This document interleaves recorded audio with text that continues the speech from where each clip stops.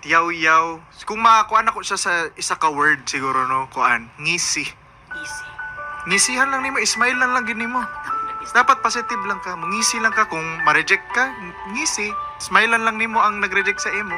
Kung madawat ka, samot ka ngisi. Kung makadaog ka, samot ka ngisi. Kung kuan mapildi ka, hilak lang kadali pero ngisi ra pud dayon. Murag just kuan lang ka ng positive lang ba. Kay dili man gid nimo kuan ma-dictate ng kuan. You can only do so much ba. Murag kung unsa ray makaya gid nimo, nya ang Ginoo ang kuan na ang universe ni bahala na. Pero surrender na lang nimo ba. Kanang buhaton nimo unsa ray nimo kaya, laban ka, porsigido ka.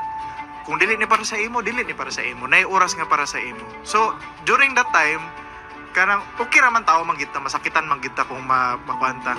Kung ma-reject ta ba? Ma-reject ta o. Kung matangtang ta, pero ang kana mong ang rejection is always redirection man gud. Ah, So, the best you can. kung dili ni para sa imo,